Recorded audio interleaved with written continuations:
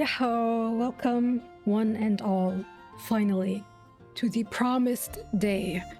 I have been waiting for this exact moment. I've been excited for this exact moment, probably since I started this game. Today we are finally going to be tackling Venti's story quest, and I genuinely hope that this is not something that I've overhyped in my head so much that when I actually get to play it, I would be slightly disappointed, or just generally disappointed to any degree. Low-key, that is a fear of mine that I have been carrying for a while, but I don't think that's gonna be the case. I don't think so. I hope not. But anyways, I cannot wait to get started. However, before we do, there is something I would like to address regarding the plan that I have ahead, right? So, we're doing Venti's story quest, and afterwards we're going to be reading some of Mondstadt's history. I think the video following this would probably be Jean's story quest and the Knights of Favonius lore. And then I'm probably going to do Mona. And with that, I would be finished, I'm pretty sure, with the current leg of... Well, there's... No, wait. What am I looking for? The quest log. I'm pretty sure after I do that, I would be done with the current leg of the Mondstadt story quests, and then we are going to switch over to Liyue for a while. So the plan is, after Venti's video, which is this one, it's going to be Jean, Mona, Zhongli, yes, Zhongli, Child, Zhao, Hu Tao. I have a slight worry regarding this, mainly because my Liyue map looks like this. Let me show you guys. Liyue Harbor is kind of a landmine right now. I believe, yeah, this is Shenhe's story quest, and then this is, what is this? This is the Dainsliff quest, the We Will Be Reunited one. I am worried when I get to the Liyue part of the story quest with Zhongli, Child, Zhao, all of that. I'm genuinely worried it's going to trigger either of these quests. I hope not. I hope they don't get in the way. But I wanted to mention this in case anybody knows if that is something that's going to happen, or if these quests, Zhongli's, Child, Zhao, Hu Tao, are going to... I don't know, are they going to keep me out of Liyue Harbor? That's kind of hard to believe. I think I can come here, and if I like walk around, I can get to the blacksmith very carefully without triggering the Dainsliff quest. I tend to avoid using Terrace in general, so I hope none of the quests bring me here. I'm nervous. I'm very nervous, but I hope it doesn't come to that. However, if you know if any of these quests will trigger either of these, I would like to know beforehand, so I can prepare myself mentally. Hopefully it will not come to that. But is there anything else that I wanted to address? I did, but now that I'm looking at it in my notes, it kind of feels trivial, so I won't. And I'm way too excited to delay this anymore, so let's start. I want to accept Venti's story quest. Should you be trapped in a windless land? That sounds like it would be a nightmare. Oh, it looks like him. The little, is it like that to everybody? Or no, are these their no, they wouldn't be their constellations. Or were they? Actually, they might be references to their constellations. Okay. Sorry, I got distracted. But as I was saying, should you be trapped in a windless land? That sounds like it would be a nightmare to anybody from Mondstadt. Or I guess anybody who would worship Venti. A child's secret. Head to a certain spot in the animal... Oh! In the Animal God Statue Plaza. That's already where I am. At the feet of the Animal Archon statue in the plaza in front of Mondstadt Cathedral, you and Paimon discover a little girl playing with her imaginary friend. Oh, well, I'm already here. So, this is perfect. Oh.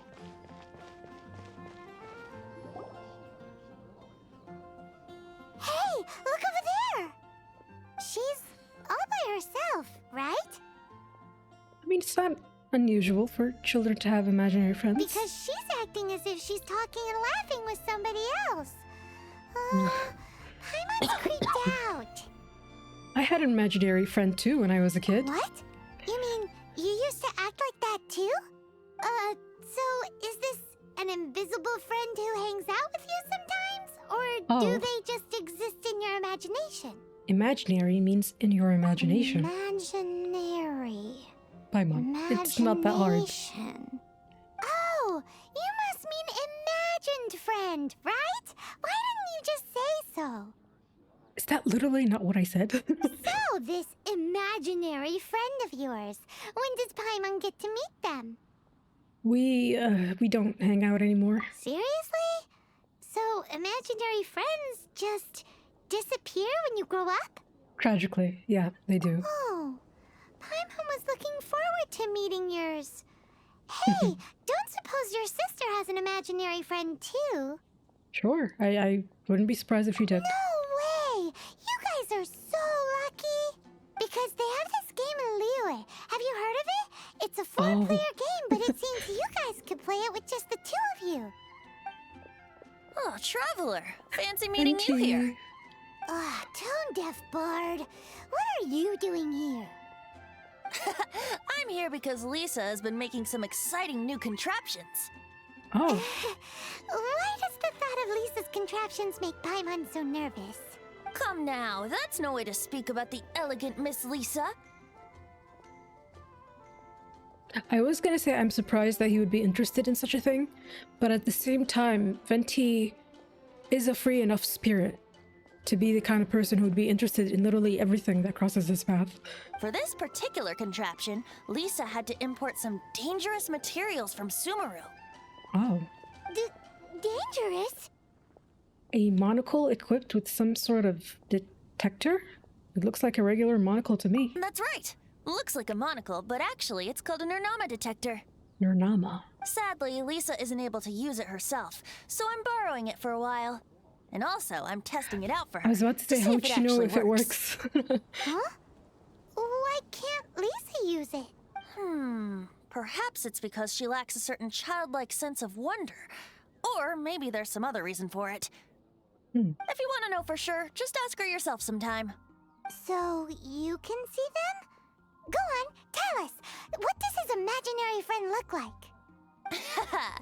That would be telling. Anyway, it's all yours now, Traveler. Take a look. See if you can see Nora's imaginary friend. Do you see him? Do you see him? Yeah, seems like they're best friends. So it does work for you two. Paimon wants to see? Wait, but this gizmo isn't in Paimon's size. Maybe if it's a monocle, you can look through. Alright then, you'll just have to be Paimon's eyes on the ground. Let's go see what everyone's imaginary friends look like. Can I actually use it on anybody I want? Because I will check everybody. Flora from the flower shop always seems Flora. kinda floaty-headed. You know, Paimon bets she That's has so an rude, Paimon. imaginary friend. Can I talk to the girl, actually? A big, huge cloud can swim just like a little goldfish. Let's climb up to the statue's hands to get a better view. Guess what? Clouds can swim. It's so big and so pretty. I really want to go up there with my friend. To the cloud or to the statue? I mean, if you want to get up there, I can help you. I always like to log out in this location. I sit in Venti's hands. Matter of fact, I'm actually curious who looks like they might have an imaginary friend or had an imaginary friend. Shangling definitely. Xinyan and Chevreuse I don't know enough about. Barbara?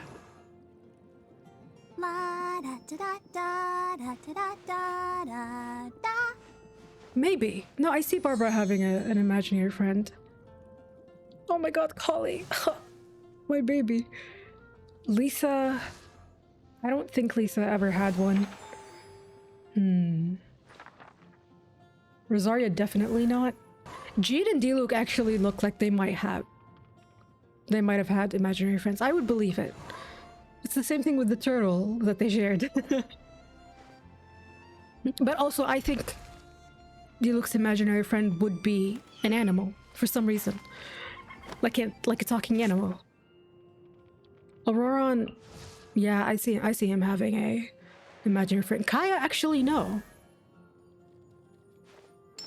Official, I mean, she still has one. I created another universe and founded paradise.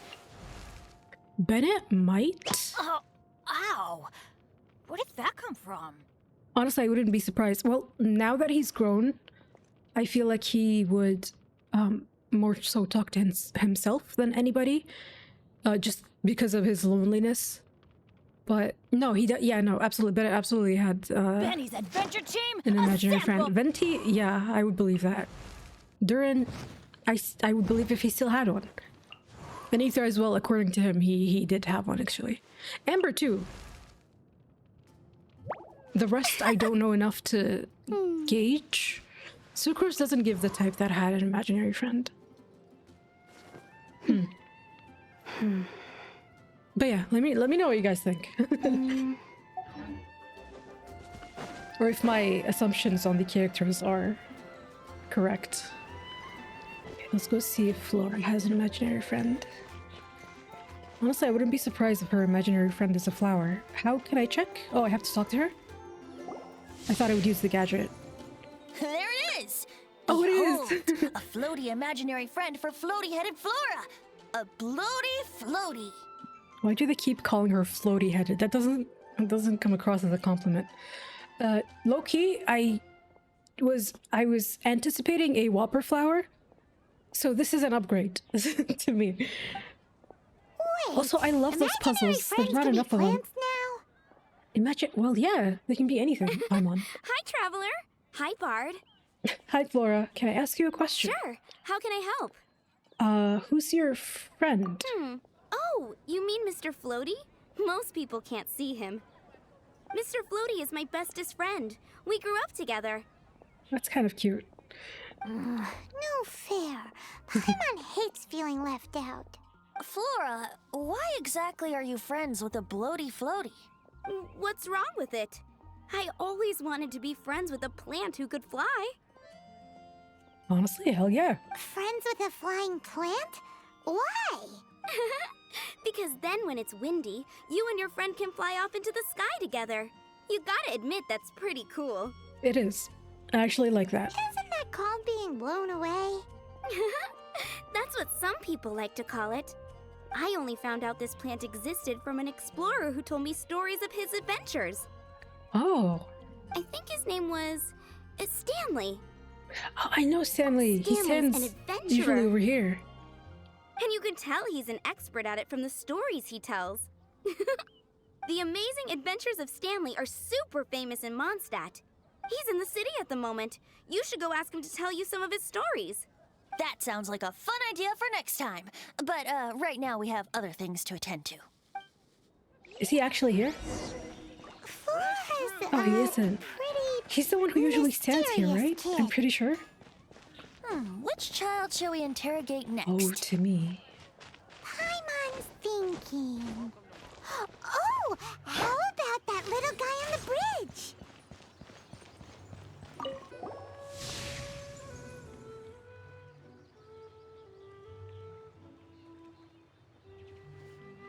No way! The imaginary friend is the ruin guard? Actually, you know what? I'll touch on that topic Well, a little later. that is unexpected. Timmy's imaginary friend is a ruin guard? I mean, I've heard of guardian angels, but come on. Paimon's freaking out right now. That thing is sure to attack us. It probably won't. What say we postpone our conversation with Timmy for the time being? Paimon, it's time to say the line that you love to say so much. Paimon has a favorite line? Oh, the one about the one about us exploring the area ahead of us later. Seriously? Oh, alright then. How about we explore the area ahead of us later? Children are more open-minded. Is that why they can think up all kinds of imaginary friends? Yeah, absolutely. Fitting, isn't it? That the City of Freedom should be home to children with such boundless powers of imagination. Absolutely. What about adults' imaginations? Let's ask some adults at the tavern. We absolutely will. But I was wondering if Timmy's imaginary friend being a ruin guard. I can understand why Flora's I expected Flora's to be a plant. I did not think Timmy's would be. Actually, I don't know what I guess because I didn't think of it earlier. I wasn't. Maybe I should have tried guessing, because now I can't think of anything else. A ruin guard? Is it because he feels helpless, or does he just find... I mean, he is a boy. I mean, yeah, boys do tend to be very fascinated with cyborgs and robots, so maybe I shouldn't think of it too deeply, but that did cross my mind. And another thing that crossed my mind, I was wondering, what if I had to choose the creatures that are in the game to be an imaginary friend, which one would I choose? I feel like the Saurians would be like too easy of a pick, because they kind of look like Pokemon. So I want. Oh, I hate these motherfuckers. Hell no. Who would I pick to be an imaginary friend? Oh my god. I'm not gonna say what I was just thinking. If I couldn't choose the Saurians, I probably would pick the Hilichurls. These ones, the rogues, because they look so cool. But also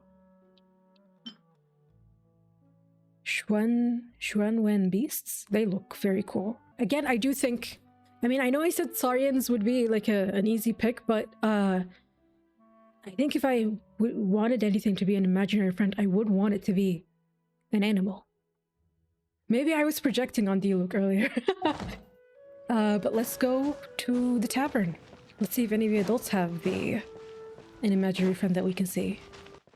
Oh wait, someone's in the corner. I did not notice that. Diluc, I was just talking about you. Diluc and Kaya. Wine is, you have to drink it at the tavern, or you miss out on half the fun. Seems to me you'd find some way of keeping yourself amused even if you drank alone. If I didn't know any better, I would say you're being deliberately uncivil. Just drink responsibly on my premises, okay? Oh my god, I'm gonna eat him. Oh, and if I did have one too many, what then? You'd throw me out along with the trash, is that it? Throw you out? You know, the same way you threw out Father's legacy. You sold off his mansion. Wait. Or maybe you've forgotten. What? I see no reason to cling to things that have outlived their purpose. Is that so? Then I trust you were What most mansion? swift indeed to part with a certain vase. Is he Oh, he's talking about the vase from in the manga. That's crazy. You sold off his mansion? Is he talking about Dawn Winery? Or is there another mansion that they have?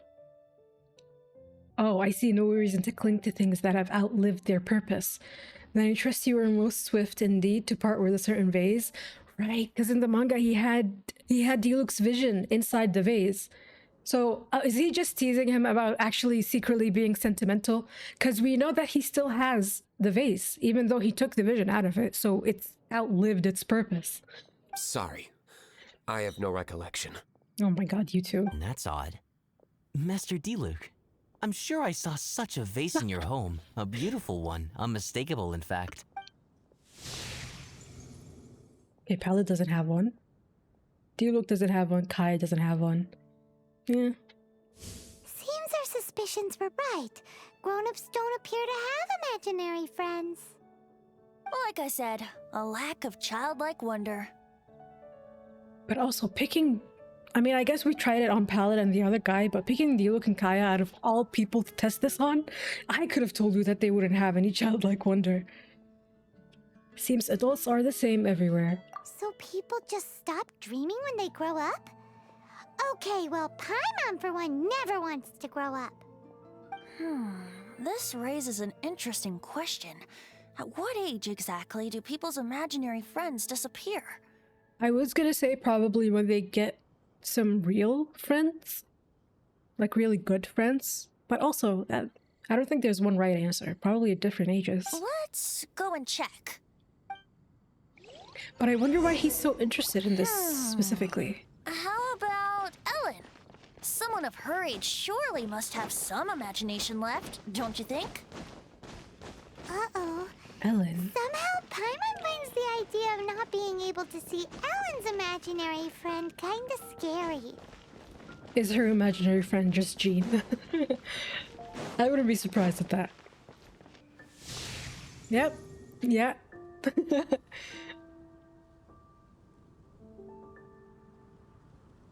Jean? What is Jean doing here? Is Master Jean Ellen's imaginary friend?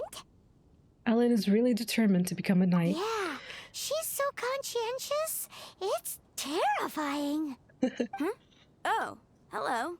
What are you guys doing? Are you always training here? You bet. 24/7. Today, I heard Stanley talking about his adventures. It was incredible. It got me really pumped up.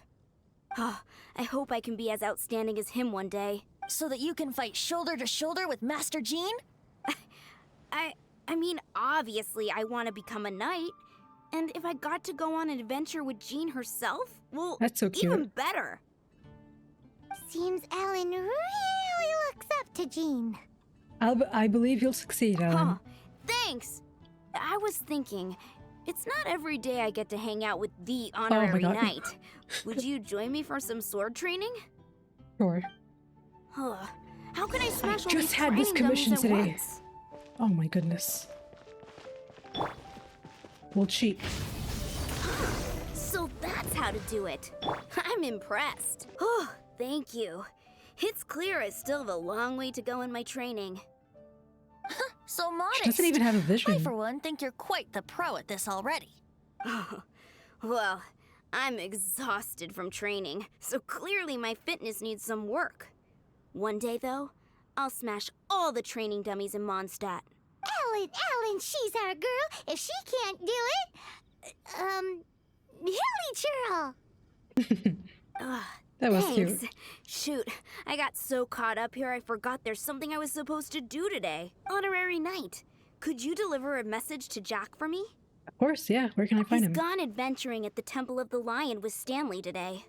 Okay. Stanley's a truly legendary adventurer, renowned in all of Mondstadt. He once set foot in the Mare Jivari. Mare Jivari. We were gonna meet up tonight and discuss adventure plans.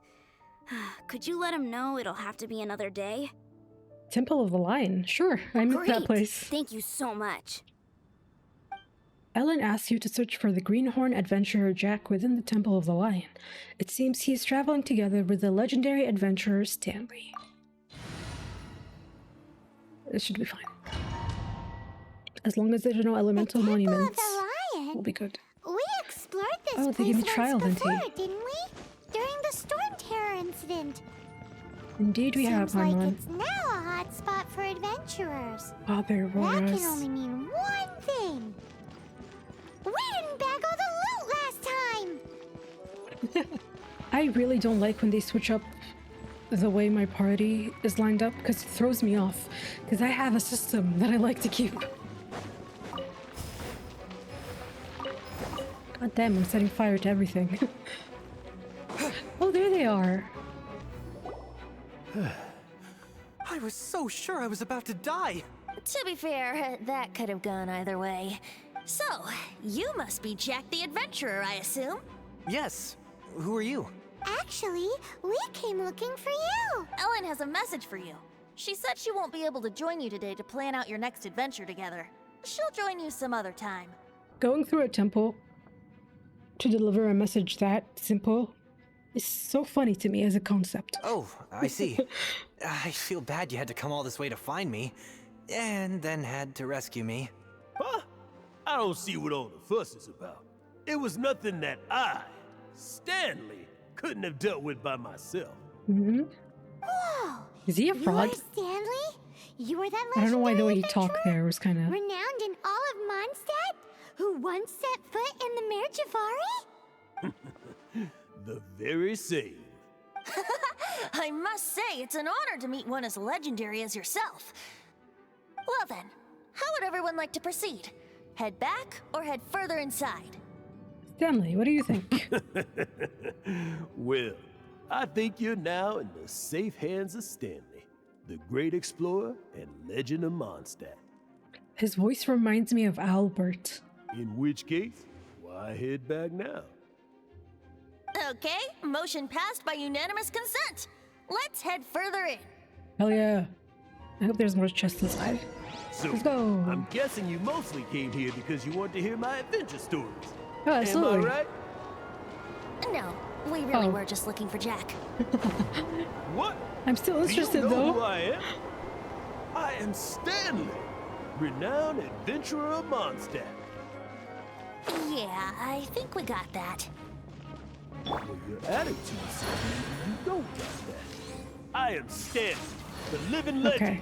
Stanley who braved the Mare Jivari. Enough already! He's either a fraud Stop or he's washed out. name-dropping yourself every time you open your mouth! It's true, though. Stanley is the most amazing guy. Well, Jack will listen, won't you? Now, where was I? Okay. You and your partner reached the Mare Jivari, a famously terrifying place with not a wisp of wind. Precisely. Oh. There was a deathly silence in the air. A sea of ashes stretched out before us, as far as the eye could see. The Mare Jivari. Suddenly, my partner was caught in a whirlpool whipped up by an evil beast. Luckily, I managed to grab hold of him just in time. Wow. So, did he make it? Sadly, in the end, I alone was able to set foot on home ground once more, where the gentle breeze carried away the tears welling up in my eyes. Poor guy. How could that happen? Jack, you can't cry so easily if you want to be a great adventurer. I know. Because an adventurer's proudest achievement is to die in the course of their final adventure. I don't know about that. I don't know if I agree with whatever that. happens, no adventurer should ever die in a place where the wind doesn't blow. The wind has to So bring the your Mare spirit back Jivari is to the windless Mondstadt. land. That's right. To die in a place where the wind blows, and to have your spirit carried back to Mondstadt on the wind, that's the dream. Yeah. Although, the most I can aspire to right now is beginner's commissions, like clearing out the slimes clogging up the sewers. You shouldn't die in a place with no wind. Why do they keep going on about that? Is that why Stanley thinks the Mare Jivari is the most terrifying place in the world? Because there's no wind there? There's no wind there. I wonder why though. I wonder if the Mare Jivari might be a place that Venti has forsaken, maybe? But I find it hard to believe that he would Think you can get ever away? allow his people to die in a place where he can't reach them. Not allow them to die, but I mean, I find it hard to believe that Venti would even do such a thing, forsake a place, just in case one of his people dies there, and he won't be able to reach them. Traveler, I believe I've made a small discovery. Okay. Could I ask you to use the Nernama detector once more? Oh, you think Jack has an imaginary friend? Oh no, oh, is this his friend who died? Wait. Oh, they're What? moving the same way. Stanley has an imaginary friend? It seems his imaginary friend is a seasoned warrior, covered in scars from head to foot, and a look of staunch determination on his face. It fits it. Oh, is Stanley just a realized version of himself? It fits Stanley's description of himself. You're saying his imaginary friend is an idealized version of his own Yes. self? Maybe? Interesting idea, but is it true? Please excuse me. I'll be leaving now. So he is a fraud, maybe. Do you two still have time to spare? What is it? A few days ago, Stanley got drunk and told me a secret. Something he's never told anyone before. The weapons he took on his adventure all those years ago. They were none other than those once wielded by Mondstadt's greatest hero, Vanessa herself. The sword of brilliant valor and the shield of magnificent honor. Where did he get that from? I don't know whether you believe me, but apparently, both the sword and shield are still right here in Mondstadt, over in Decarabian Gorge. Since you guys are the experts at this, can you come with me to try and retrieve these two legendary weapons? Stanley seriously owned these weapons? Why did he abandon them in the wild I don't know. Outstanding individuals always come with their quirks, right? If I can just get a hold of something impressive enough to show my family what I'm capable of, maybe they'll finally come around to the idea of me being an adventurer. Right now, I'm just a rookie. My abilities are limited, and my parents don't support my goals one bit. I mean, So, it is dangerous. what do you say? Help a guy out? I can't bring myself to tell Stanley about it, because my reasons are so, selfish. But I swear I'll give the weapons back to him as soon as I'm done. Aw, poor Jack. Let's help him out. Sure. Venti, I agree. you coming too? I don't know. Oh, one other thing. I have a bottle of rare vintage wine That's that I had Venti- someone oh. fetch for me a couple years ago. Help me find these weapons, and No, it's there all you go. yours. Venti sold. I was gonna say, I'm wondering if he knows that it's a hoax, that he has Vanessa's weapons. I feel like Venti would Decarabian know. Gorge, was it?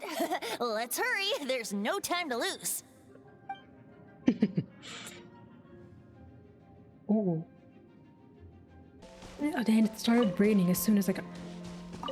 Is that a chest? Oh, it's one of the web... I was wondering, I was like, I would have cleaned out a chest if it was here. Hey, there's a bunch of villagers. Are they holding some kind of ceremony? And what's with that pile of knickknacks? Are they worshipping them? Oh damn, there's more. Seems so. That must be the Sword of Brilliant Valor, surely.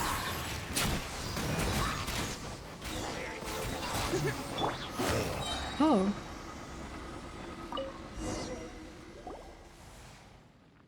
Okay. Lo and behold, the Sword of Brilliant Valor. I thought it would be more magnificent, Are but you sure? Looks kind of basic to Paimon, and a little worse for wear, too. Why would hilly trolls be bowing down before a piece of junk like this? actually that's true. Seems somebody tossed an old sword into a pile of spoils these hilly trolls were already celebrating. This is in terrible shape, and it's so basic, I'm at a loss for words. Say, Jack, have you ever seen an anemo crystal fly? They're found in the open country around Mondstadt City. If you saw one in broad daylight, you wouldn't bat an eyelid. But in the pitch blackness of night, its brilliant glow is mesmerizing. It truly Oh, the value resembles is an not in the exquisite looks? crystal dancing in the night air. Is valor not the same? When everything is going your way, it seems meaningless, fades into the background. But when you're in dire straits, valor is the thing that gets you fired up and fighting back. It's the brilliant ray of light that guides you out from the darkness. Excellent recovery. You're right. You're right. Then this has to be it. This is the Sword of Brilliant Valor. Damn, Jack. So, so easy we to got our influence. sword. Now we just need that shield. Oh, Let's there he scout is. around. It's He's in the definitely in back. Decarabian Gorge, so... There's somebody there. Stanley? What's he doing here? He's acting so weird. Mm-hmm. What happened? Why did you stop all of a sudden? Huh? Oh, it's nothing. Just one of those Mora spouting weasel thieves passed by is all. So did Stanley lie about the What? sword? Where?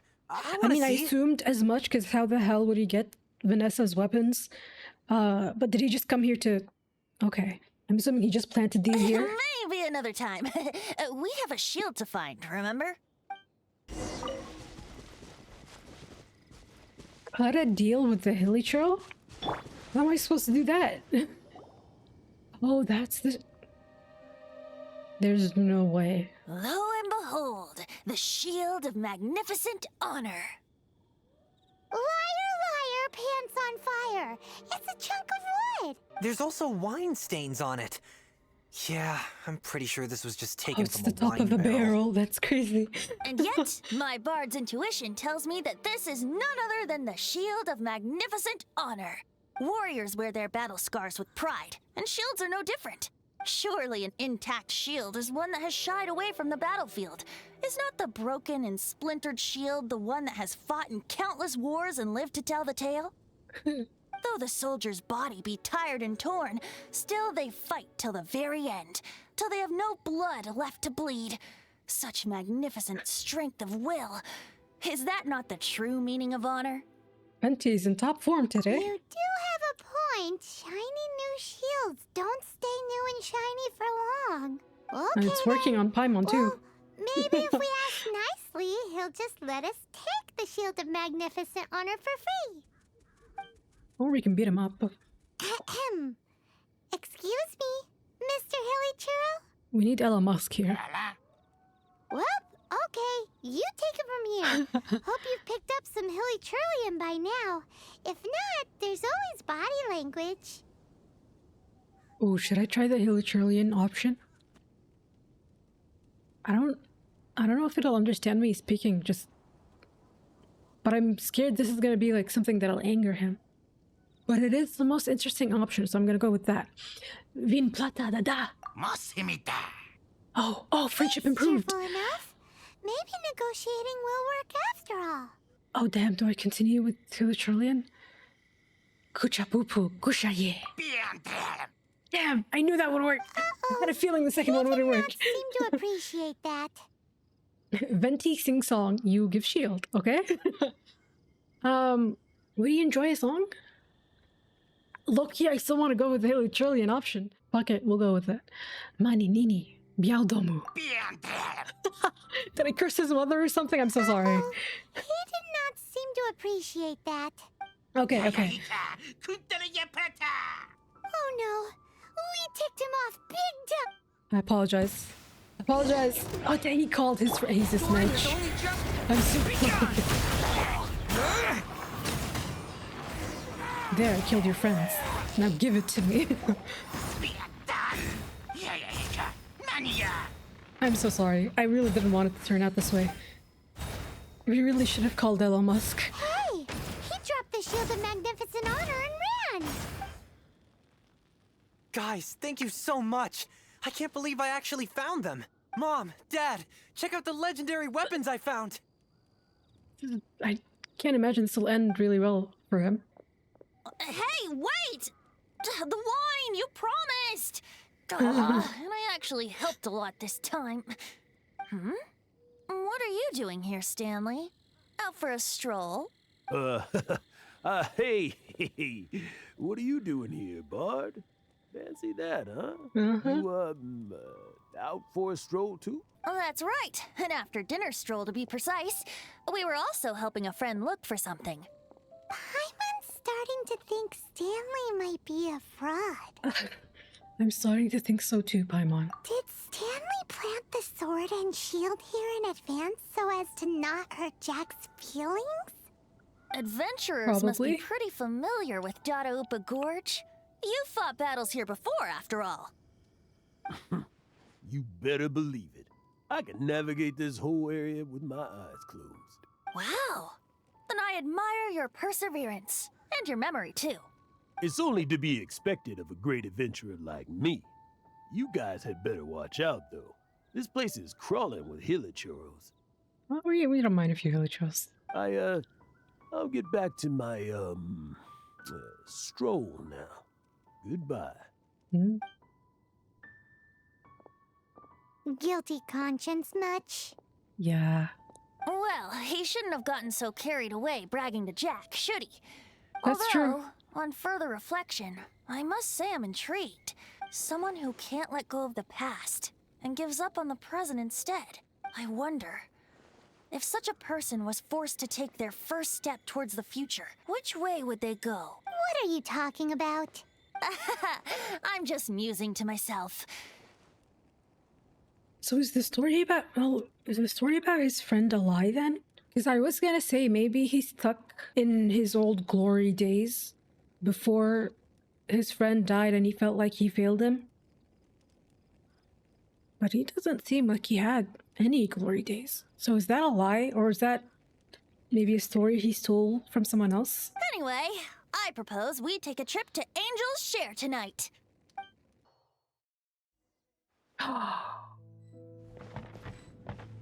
My man. Oh my god, he looks so... Don't play with me. Either go away. I love you, but like, go away. Oh my goodness. I'm actually so glad that I read the manga before doing Venti's story quest, because the references to the events that happened in the manga is actually everything to me. I'm gonna take a group picture. Oh my goodness. My two favorite boys.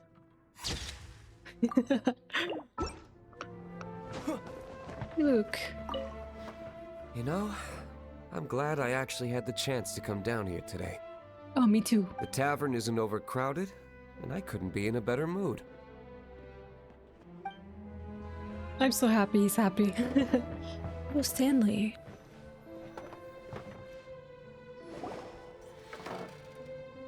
Tell me, Stan. Tell me, what should I do? Is he talking to his imaginary friend? Huh?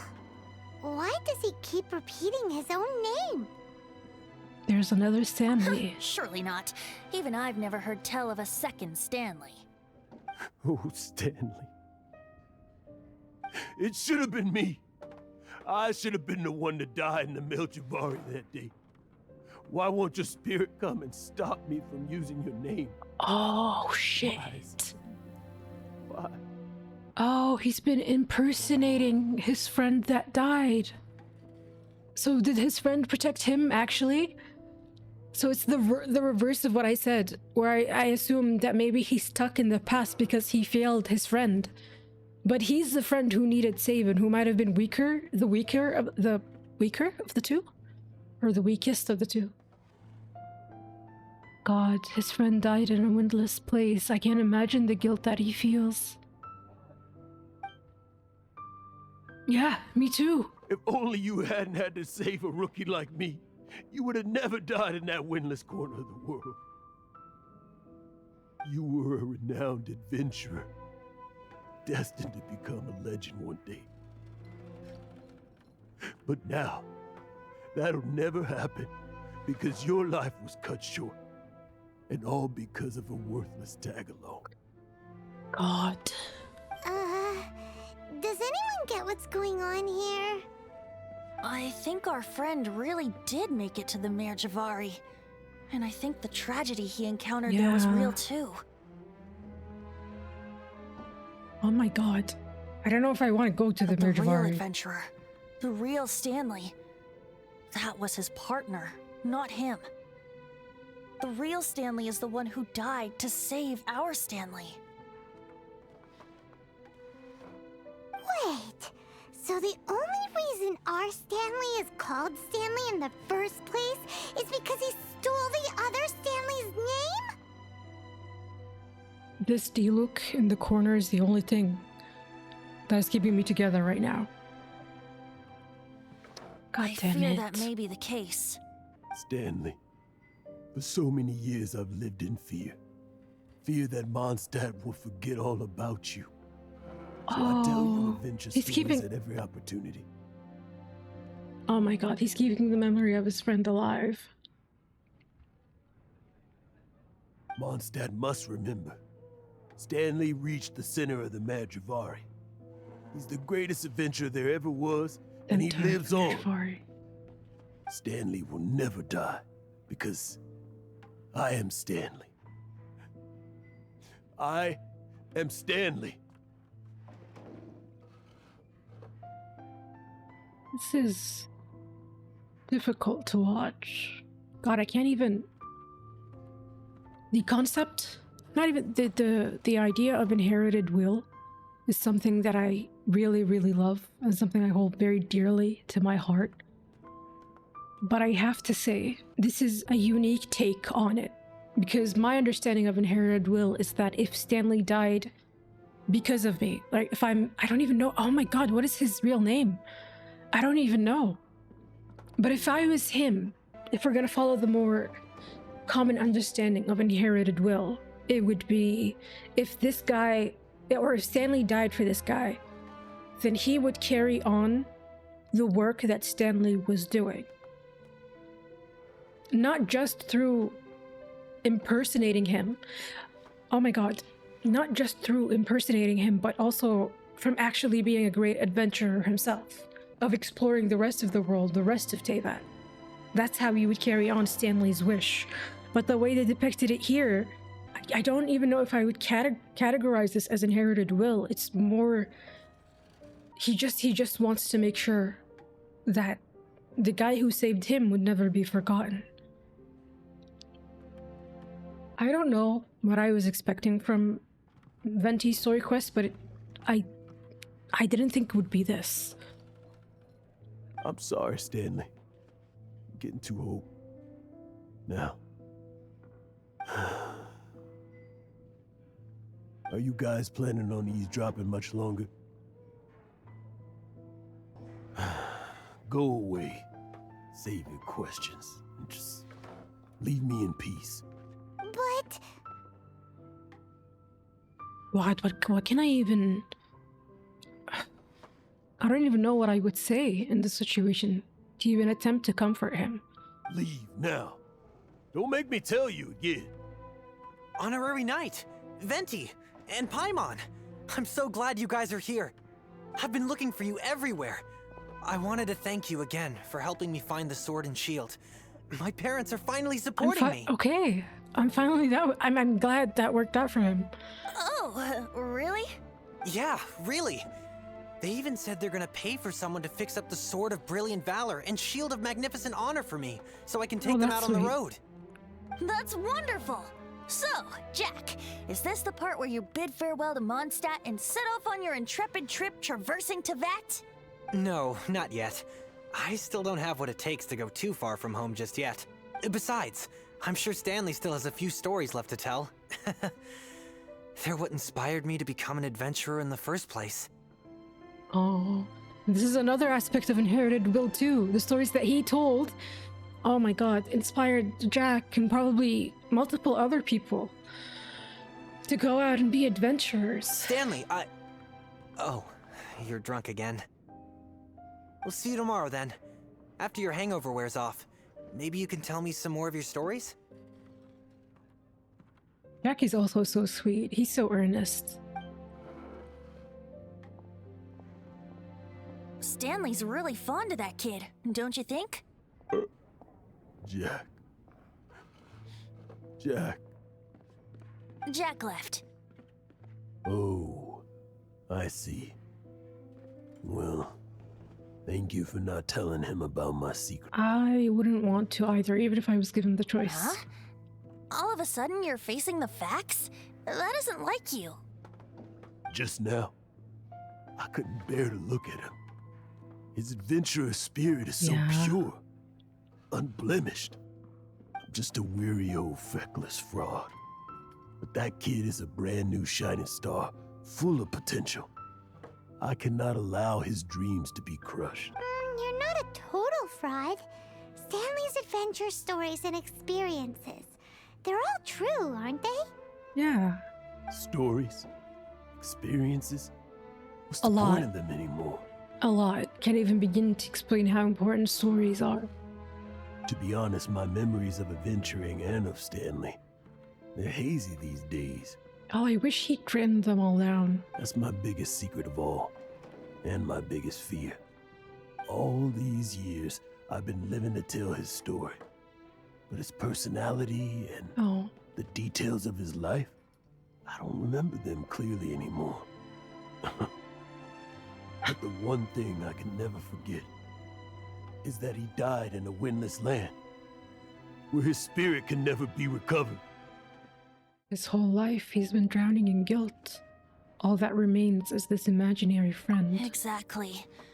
Even in his memory, the real Stanley isn't the living, breathing friend he knew at all. Instead, he's become fixed on the image of him as that battle-scarred warrior. And that image has held him captive his entire life. I'm too old. I never let go.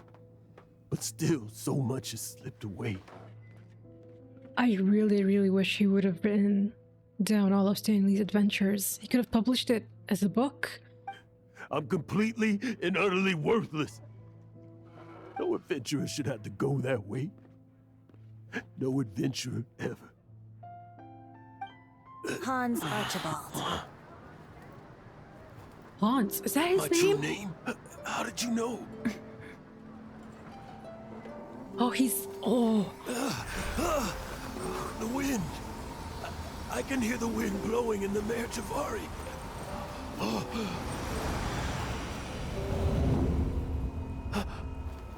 I always believed you existed. Will you hand me your old friend's spirit? Oh.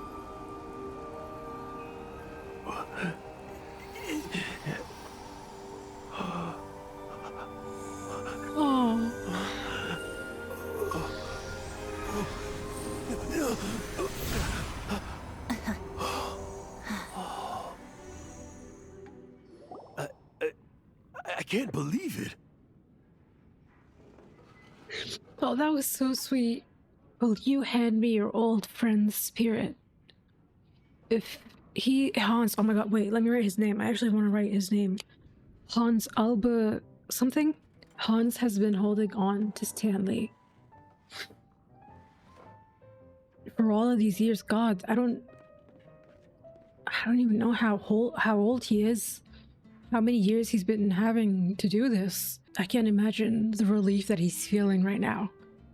Hans has been carrying a version of Stanley that he himself says he doesn't even remember all the details about him anymore. But he's been carrying him with him all of this time, and he's been carrying the guilt of Stanley dying in the Mare Jivari, where the wind can't reach him, where Venti can't reach his spirit for all of these years. So when Venti did this, he said, what did he say? Hand over your friend's spirit? And he allowed the wind to carry it. I'm assuming that's not the real Stanley spirit, but just the version that Hans has been carrying all this time. Or can Venti's winds reach the Mare Jivari if he puts his mind to it? I still want to know why the Mare Jivari is a windless place. I can't think of any other reason besides, as I theorized earlier, that maybe it's a place that Venti has forsaken. Or maybe it's a place he can't reach, but I don't know how that would... How would it be I can't even conjure up the image of some place where the wind can't reach. The wind is everywhere. Thank you all. And thank you, Lord Barbados. I'm sorry. It's gonna take me some time to calm back down. It's okay, bro. Take all the time you need. But I think that I'm gonna be okay. Yeah. Ah, wonderful! Stanley reconnected with his true self and Jack can finally go his own way. This calls for a celebration. And by celebration, I do, of course, mean libation. Of course. And by libation, you mean you're not leaving this tavern till you're too drunk to walk, right? Look at how... I love when Paimon frowns like this. No, the wine here's too expensive. Jack still owes me some wine, though. He promised me a rare vintage in exchange for helping him out, remember? That's true. I'll head off to fetch the wine. See you shortly. Let's meet at the usual place. Usual place. That's either the tree at Windrise Where's that or supposed this to be? statue. Why has Paimon never heard of it? Hey, Tone-Deaf Bard! I think I know where. Maybe. Possibly. Is Diluc still here? He is. Loki, I want to take another picture of him. Oh my goodness. Stanley, so many years after the fact. Oh, he heard it's that. not even his friend himself that holds him back anymore. But I, for one, am confident that the people of Mondstadt will not forget his friend's story. I agree too. And I still hope that he writes it down. There's still time. Maybe there is a book and I just don't know about it. Maybe that's something that exists. Oh, I'm so glad I talked to him again. Head to the usual place. Oh, look at him! He's sitting on the hands too, his own hands. Oh, the lighthouse. Oh. My headphones just disconnected. Hang on.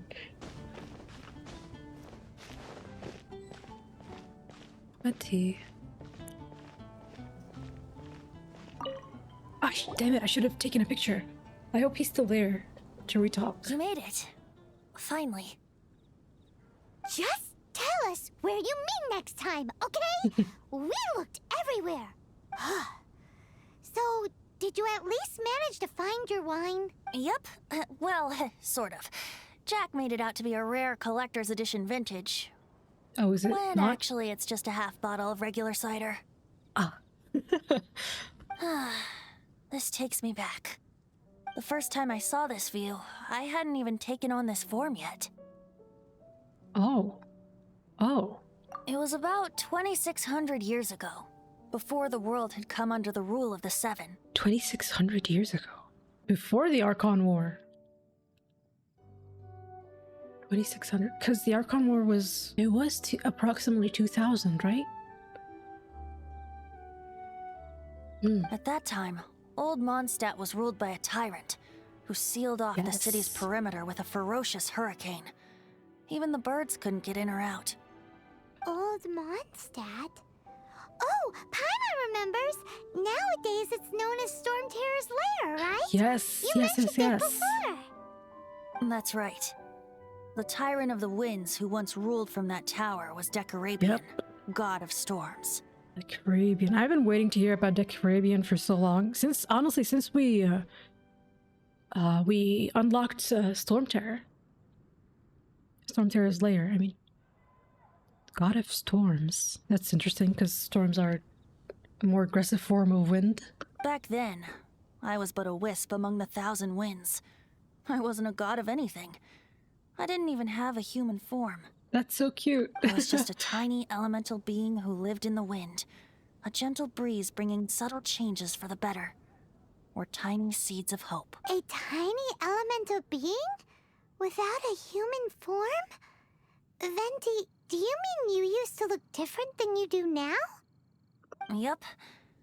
My current form is not so different from the situation with fake Stanley. I took the form of a friend. Oh. Oh, I did not expect that. I took the form of a friend? Now I'm assuming said friend is dead, obviously. But in Venti's case, did he do it for the same... I don't think he did it for the same reason that Hans did with Stanley. I think Venti did it so he doesn't forget his friend, not that other people don't forget his friend. In old Mondstadt transpired the story to be told. Where a tyrant ruled, I met a boy not that old. Oh, we're gonna see him. The Oh, lyre he played, and for a song he sought. is that Venti? But storm walls blocked blue sky. He was sincerely distraught. I do so wish to see the birds in flight, said God, he, look at his him. strong eyes filling with light. But his voice was lost in the howling wind's churn, for the whirlwind takes and gives not in return. The true sky and songs that cageless soar, were they not wishes worth fighting for? So the boy turned, extending his hand. Let us cast down the tyrant and his walls from this land. The young boy raised then the flag of revolt, The little- and I threw myself into freedom's tumult. Also, is that Raimundo? Victorious were we who fought to be free. Gods fell, winds whipped, nations shook violently.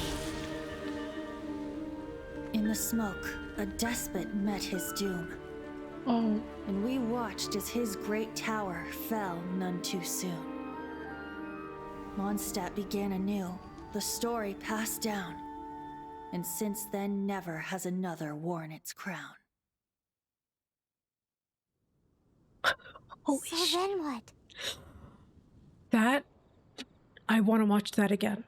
I'm gonna finish this, and I'm gonna watch that again. I loved everything about that. Holy shit. Oh my god. What happened to your friend? Same situation as with Stanley's friend. Say, Paimon, do you wish to hear the next part of the story? Yes, of course. The suspense is killing Paimon. Paimon, can you go pick us up a couple of apples? Now's the time you suddenly get a craving for apples? Really? Getting a little peckish or something. Oh, so peckish. Paimon's had it up to here with you.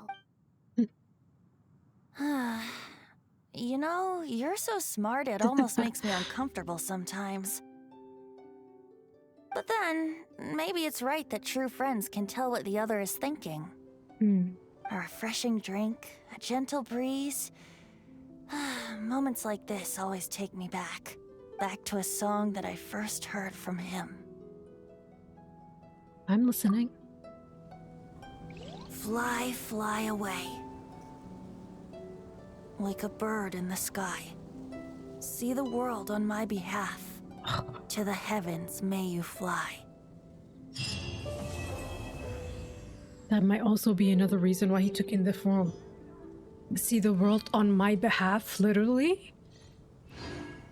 Oh, I want to rewatch that. See, I didn't comment on it yet because I want to give it its accolades. Holy shit. That, I think, out of all the cutscenes that I've seen in the game so far, that has been my favorite. I will delve into that a little bit more once I get to rewatching it. Let me just talk to Venti real quick. The green-clad figure is uncharacteristically silent. Sometimes even the lissom wind grows heavy in its grief, but not that mortals could ever see a moment oh so brief. Oh. I'm glad he's still here because I want to take a picture. Oh, no. I wanted a picture of him alone. Oh my god. I wanted... You know what? Can I not sit beside him? I guess not. This is usually my reading spot. I come to sit here. Oh, you know what? I'm actually gonna log into my friend's account so I can sit there. I can sit on their statue, it's fine. But for now, I want to pull up the cutscene again. I want to watch it again. In old Mondstadt transpired the story to be told, where a tyrant ruled. I met a boy not that old. The lyre he played, and for a song he sought. I said this before, I love when Venti talks in rhymes, so the fact that this whole thing is laid out like a poem, I can listen to it 10 times over. Also, this is Venti's little wisp form. He looks so cute. Sought.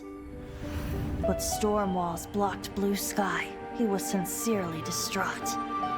I do so wish to see the birds in flight, said he, his strong eyes filling with light. But his voice was lost in the howling wind's churn, for the whirlwind takes and gives not in return. The true sky and songs that cageless soar. The art style Were they is not stunning. wishes worth fighting for? I love these two lines over here. The true sky and songs that cageless soar. Were they not wishes worth fighting for?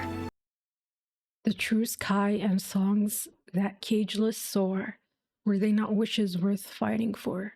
Sometimes you get these moments where you realize truly the most simple, like the simplest of things are really the things that are the most important. And I love that these lines highlight that. The fact that he just wanted to see the sky, that the songs that he wrote can reach whatever parts of the world without being locked behind or caged in the storm. Were they not wishes worth fighting for? So the boy turned, extending his hand. Let us cast down the tyrant and his walls from this land. The a young boy raised in the flag of revolt, and I... Look at that. I'm pretty sure this is D-Luke's ancestor. And then there's a girl here too. And then Venti. Is this the same flower that Venti has the Cecilia flower in his hat. I wonder if that's the same threw one. myself into freedom's tumult. Victorious were we who fought to be free. Gods fell, winds whipped, nations shook violently. In the smoke, a despot met his doom. And we watched as his great tower Oh, the fell girl none died too too. soon. The girl with the white hair, she's right here. Did you guys see her? Look at her. And we watched as his great tower fell none too soon. So the only ones who survived were Mondstadt Duke's began ancestor anew. and The Venti. story passed too soon. And we watched as his great tower fell none too soon. Mondstadt began anew. The story passed down. And since then never has another worn its crown. I love that line so much. Mondstadt began anew. And we watched as his began anew. The The story passed down. And since then never has another worn its crown. And since then never has another worn its crown. I love that line so much. It's so impactful the way it's delivered. The fact that it's the last line of the poem as well. Holy shit. And I love Erica's delivery throughout this entire thing. Absolutely gorgeous. 10 out of 10. I loved everything about this. The composition, the way it's written, the art, the way they changed the art style to deliver the story. And I love that. I know it's not the first time they've done that. I know they'll probably do it a lot more in the future. But that also has its own impact. Oh, I love Venti so much. Oh, I love Venti so much. Holy shit. Well, the story teaser is called The Boy in the Whirlwind. I know in the beginning of this video I said that I had a fear of being disappointed. Possibly being disappointed by Venti's story quest. I'm not. I am not in any way, shape, or form. I'm not. I do wonder what drove Decarabian to cage Mondstadt in its storms. I wonder if it's a twisted sense of protection maybe, or if it's just obsessive control. Hopefully we're gonna find out. Now, where is it again? Yes, there you go. So this set talks about the Decarabian. I also have a couple of weapons that also relate to it. I have 1, 2, 3, 4, 5, 6. I have 6 things I have to read, including the weapon essentials. And these are pretty short. I'm pretty sure there's nothing like... There's not more to this flavor text than what's right here. So let's start with the first one. Tile of Decarabian's Tower. The place now known as Storm Terror's Lair was once the capital city of Decarabian, the god of storms. Since this dream of prosperity was created entirely by his divine might, the broken pieces left behind by the shattering of that dream still possess great power. Tile of Decarabian. So these pieces literally are just parts of his tower? Also, does this look like a dragon to you? Loki? Like the figure on the tile? Kind of looks like a dragon. A little bit. Debris of Decarabian's city. Decarabian, the god of storms, was content with the capital city he had raised, and accepted the worship of the people from atop his tower. But he knew not that the people did not bow to him out of respect or adoration. Oh, he was so out of touch with his people. Andreas once declared war upon Decarabian, but failed to even scratch the capital of the Lord of the Tower. If it were not for the Song of Freedom that shattered the city in an instant, Decarabian's dream would have gone on forever. The Song of Freedom. The people did not bow to Decarabian out of respect or adoration, but because the harsh winds had laid them low. This was the shattered dream and ambition of the animal archon before the rise of Barbados.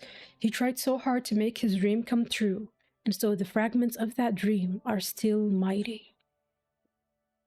I believe this is before the Archon War, so I don't think Decarabian was actually the animal archon, but probably it was kind of those situations where people probably expected him to take the throne of the animal archon.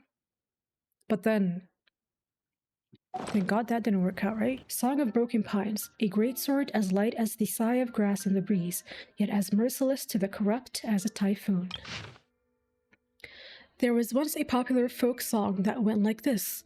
Toss to the bard all the coins you can spare. Give your bouquet to yon maiden so fair. Take wine so bitter it makes the tears flow. Drink to the yesterday now been and gone, and sing for tomorrow that comes with the dawn. In the land where songs and music carry on the wind, the people have merry yet sensitive souls. It is said that there were times in history where the tyrant Decarabian and the ruling aristocrats would ban certain chords and tunes. For discerning people could sense the spirit of resistance that lay behind the music of the bards and the singers. Songs and hymns had also indeed been used before as a way for rebels to communicate. In the days of the ruling aristocracy, the church that revered the animal archon was once split in twain by a schism. On one side stood the clergy, who ate at the Lord's table, and overturned the archon statues with them even as they wrote songs and hymns of praise. On the other stood the saints, who held no clerical office and who walked the streets, the wine cellars, and the world beyond the walls. These saints drank cheap moonshine, blessing the slave and the plebeian with the original holy manuscript that circulated amongst the people and with words that the wind brought to them.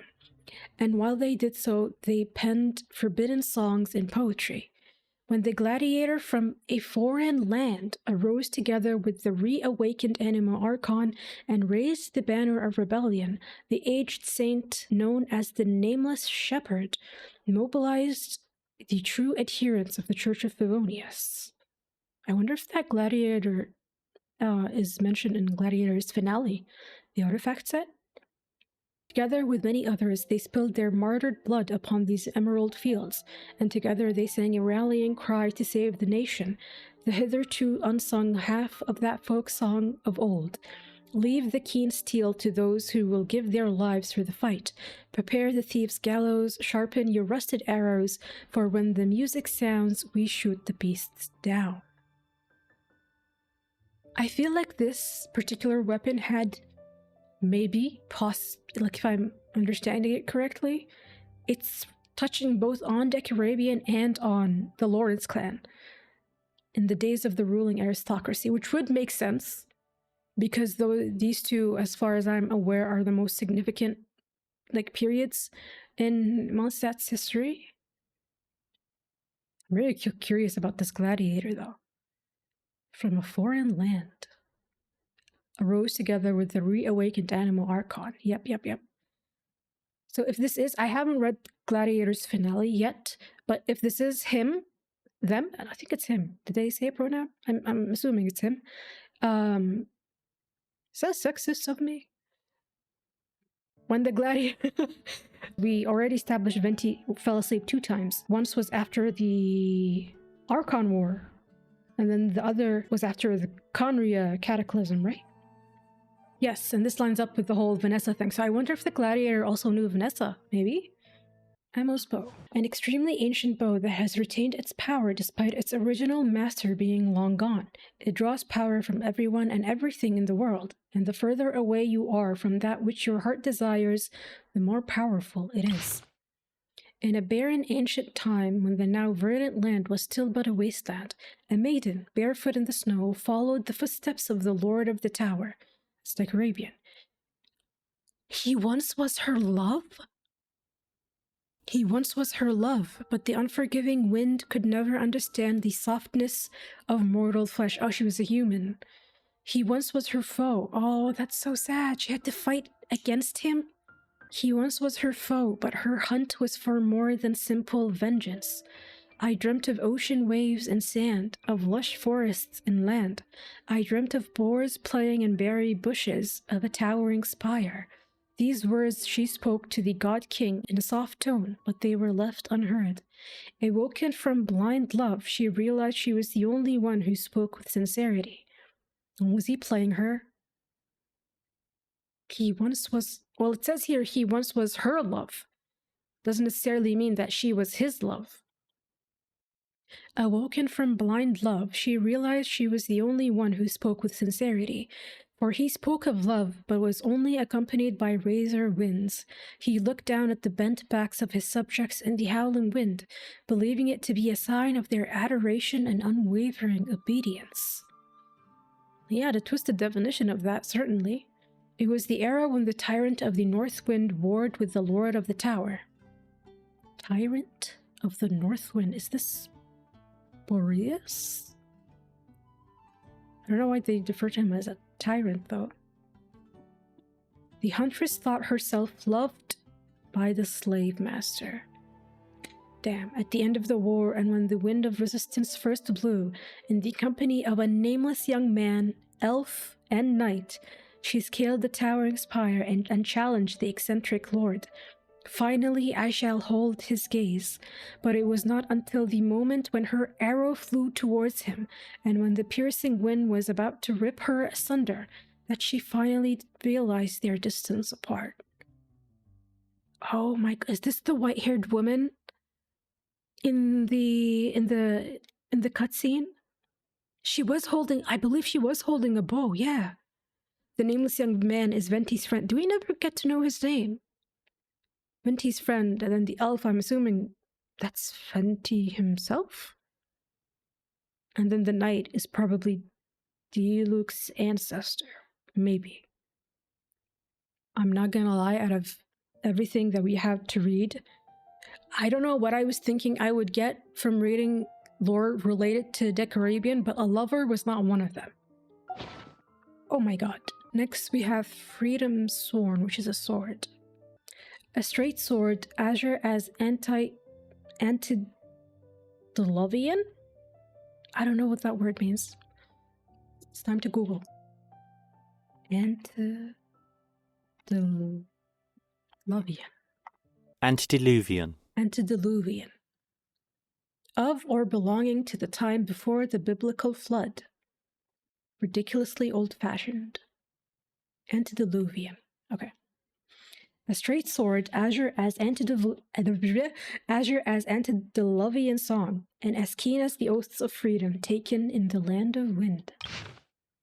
People would once raise a toast to a traveler's song that was thusly sung. If someone plucks out your tongue, you can still sing with your eyes. If someone blinds you in both eyes, you can still see with your ears. If someone conspires to destroy tomorrow, then raise them a glass, for even if tomorrow dies, this song shall live on. They say that a region's character follows that of its archon, and that this holds true for both the people and the land itself.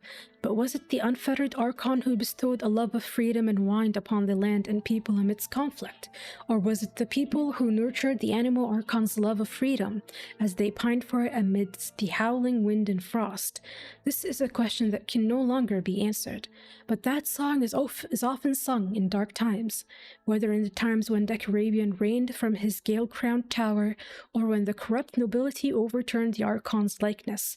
In cloistered cellars, in dark alleys, and in decrepit taverns, the song seeped through the gale and the iron fist of tyranny, and became an anthem for resisting heroes.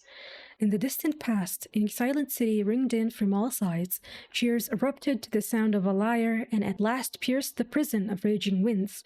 A certain group comprised of a youth, a spirit, an archer, a knight, and a wandering, flame-haired warrior. Whoa, pause, there's more characters now. A youth, probably Venti's friend. The spirit, Venti. The archer, the lover. A knight, and okay, the wandering, flame-haired warrior, that is Diluc's ancestor. But there was a knight too. Oh wait, no, this wouldn't be the gladiator. The gladiator was in Vanessa's time, if I understood that correctly. So there's 1, 2, 3, 4. There's 5 of them. A knight. Okay. A certain group, comprised of a youth, a spirit, an archer, a knight, and a wandering, flame-haired warrior, came and stood before the tower that loomed like a sky-piercing lance, that cast a shadow like that of a titan. And they swore to be free and vowed to shatter the rule of the tower's lone tyrant. The weak and infirm who could not scale the tower instead sang the song that, till now, had only ever been whispered in corners where the wind did not reach, and that drinking song rose up with force enough to shake the city walls, spurring the heroes on as they climbed. If someone plucks out your tongue, you can still sing with your eyes. If someone blinds you in both eyes, you can still see with your ears. But if anyone dares to steal your song, the freedom you earned for, that alone shall never do. So I wonder if this sword belonged to the knight. Next we have Windbloom Ode, which is a 4-star bow. Do we have it? Okay, for some reason, I can't find Windbloom Ode anywhere here. That's so strange, because even if he didn't have the weapon, wouldn't it still show up like one of these? Like they're locked here, but they're not unlocked. Which, by the way, I hate this feature. I hate that I can't read the lore attached to the weapon unless I pull for it.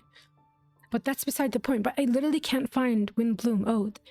But it's a 4-star bow. Okay, I'm gonna have to look up the wiki for it.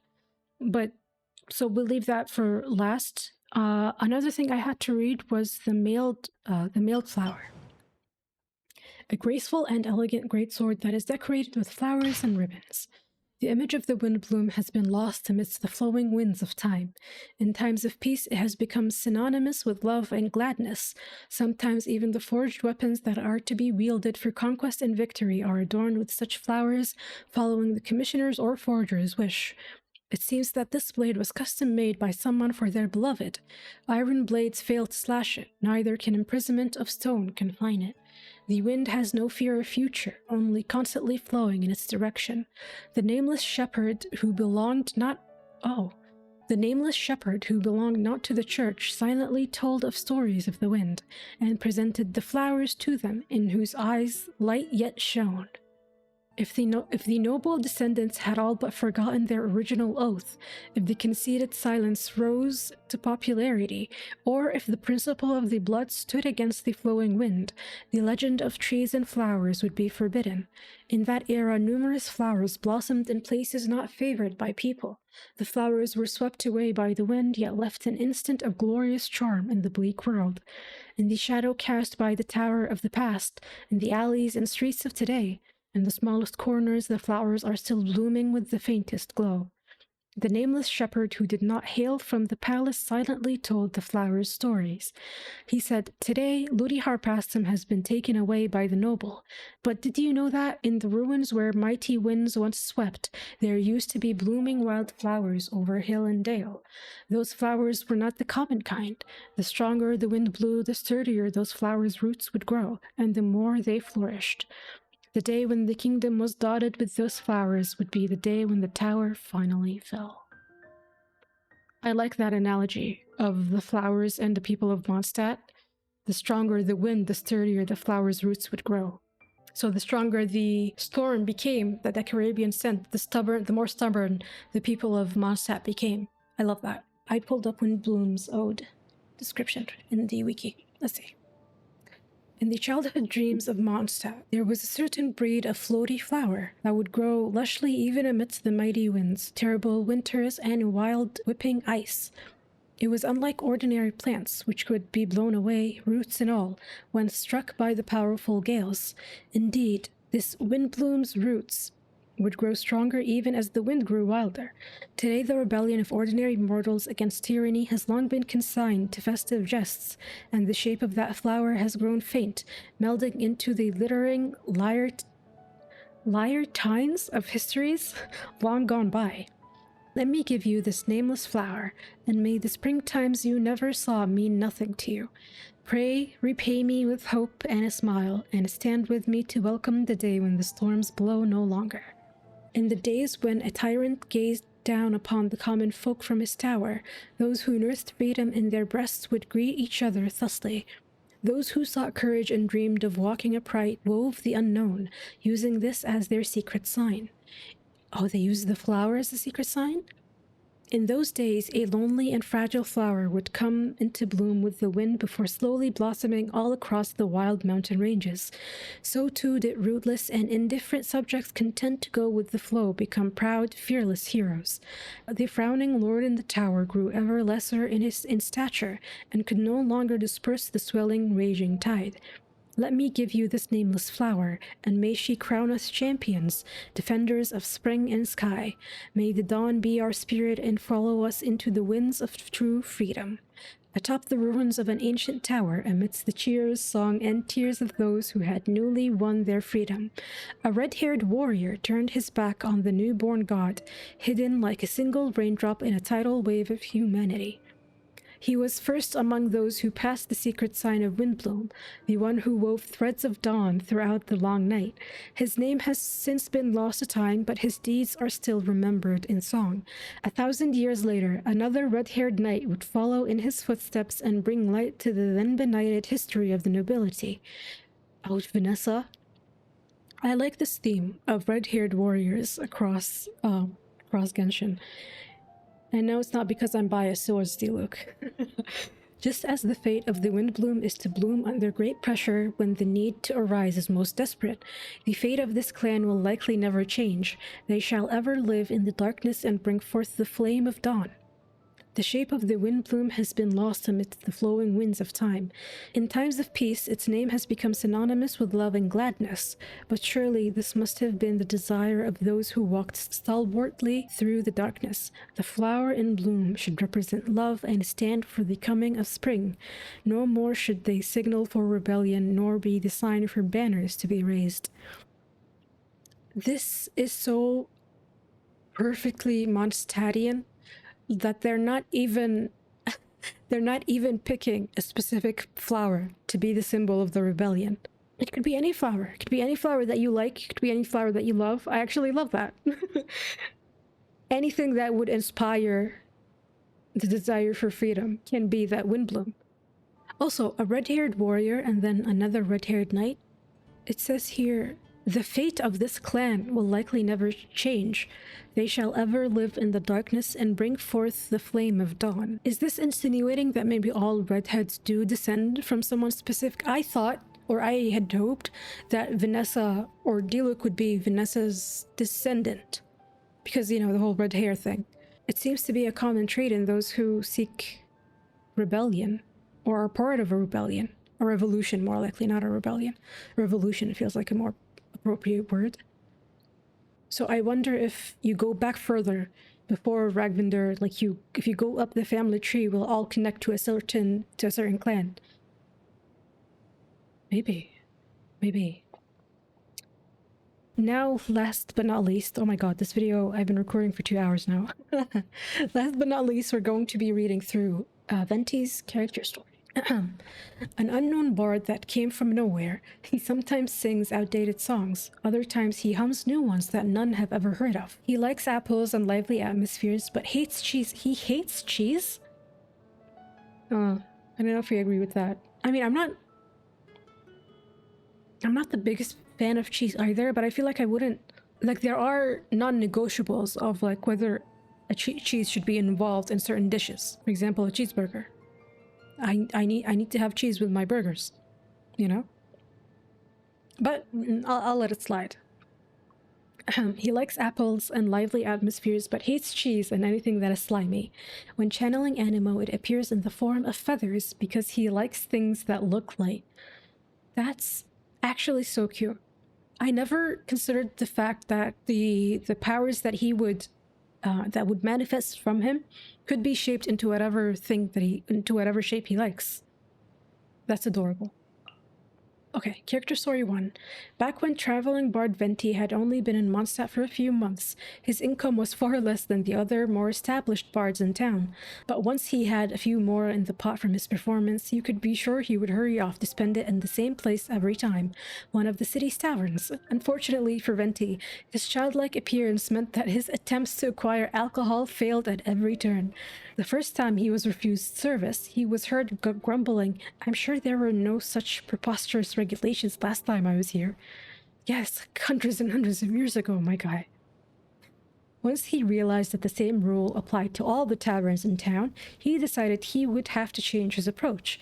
The strategy he developed was drinking on the job. That is to say, playing the lyre while holding a wine cup in his mouth, urging his audience to buy him a drink from the bar if they liked his performance, instead of giving him mora. Oh, I knew Venti was an alcoholic, but this is like an entirely new level. The novelty of this made him quite popular in Mondstadt.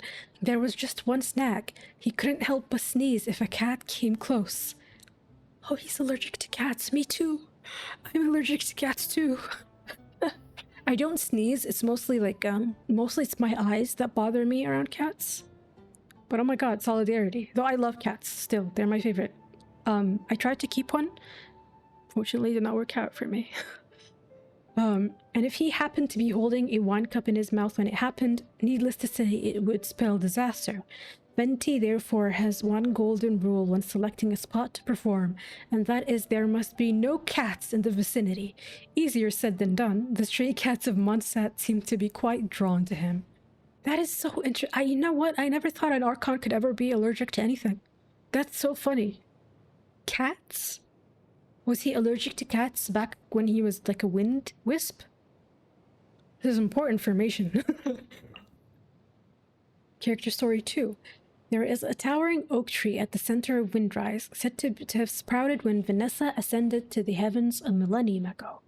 In the past few months, travelers resting in the shade of the great oak sometimes hear a young boy singing the tales of Barbados, the animal archon. Unlike the ruling deities of the other nations, Barbados has long left Mondstadt. In fact, the only visible proof of his connection with Mondstadt is the statues of the seven that appear across the land. Even then, the resemblance is vague at best. I don't know about that. Fortunately, Barbados's past deeds are recorded in books and epics and sung and passed on by the bards.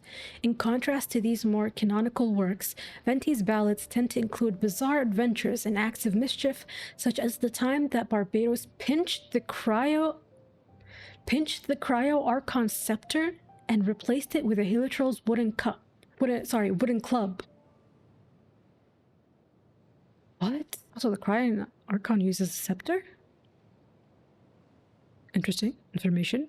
Worshippers of Barbados are quick to decry these frivolous tales as blasphemous fabrications, but whenever someone confronts Venti about this, his response suggests that he has not an ounce of remorse. How can you know that they're fabrications? He has a point. Even the most devoted sister could not possibly know the details of all of Barbados's deeds from a millennium ago. Only Venti knows the truth behind his song lyrics, and it is a truth he hides behind an enigmatic smile.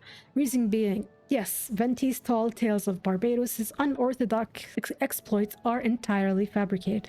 Oh, so that didn't happen. Okay.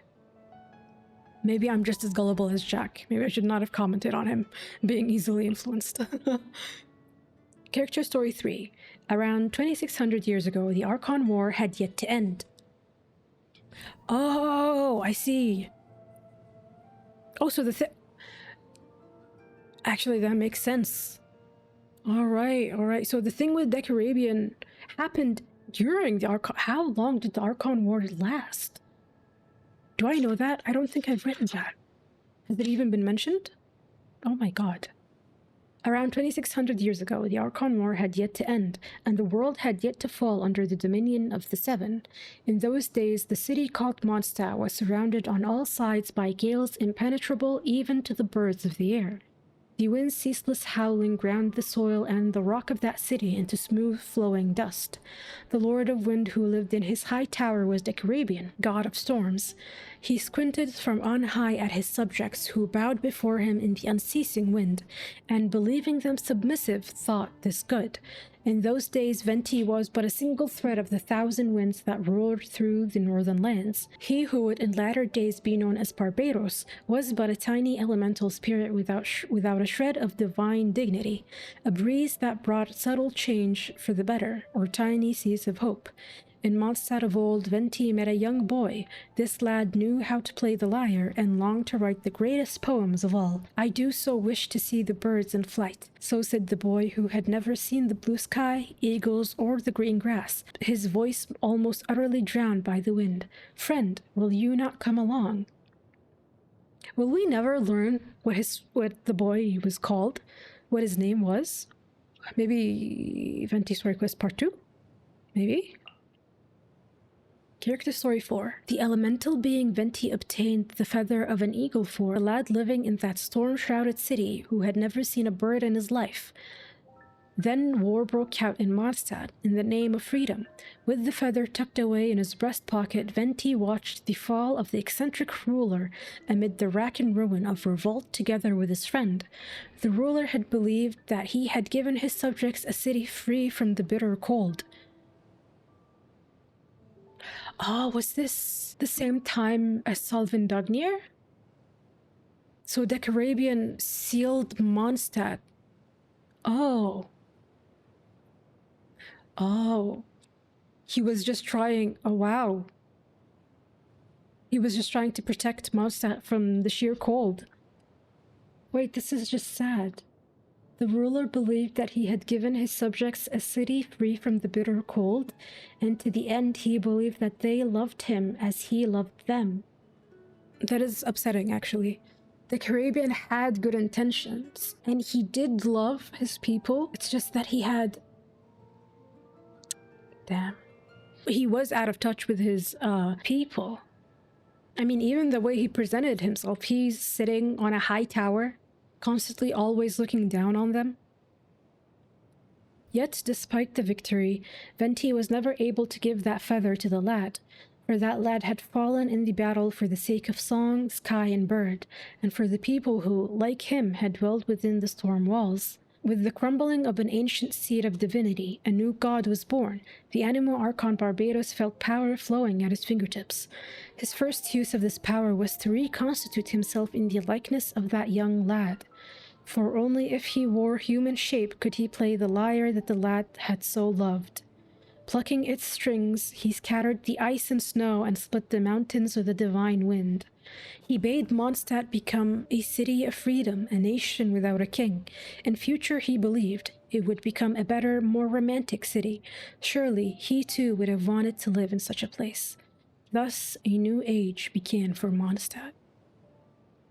Also, the fact that Venti is presenting himself as human is just directly such an opposite way for a god to present himself than Decarabian did with his high tower.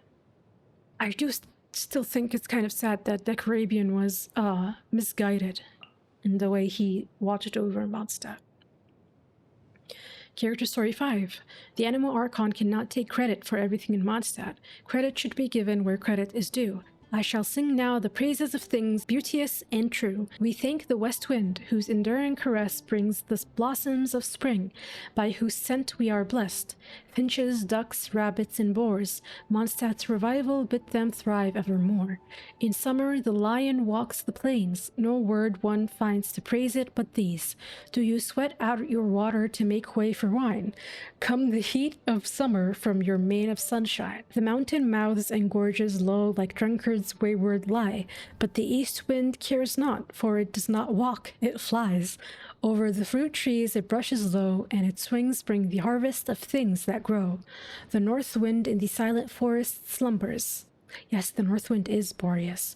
The north wind in the silent forest slumbers, and around it pace the wolves in their numbers, though most have never a glimpse of them seen, for the wind knows that none is of winter too keen. Yet the animal Archon glimpses and sees that it dreams each night of warm reverie.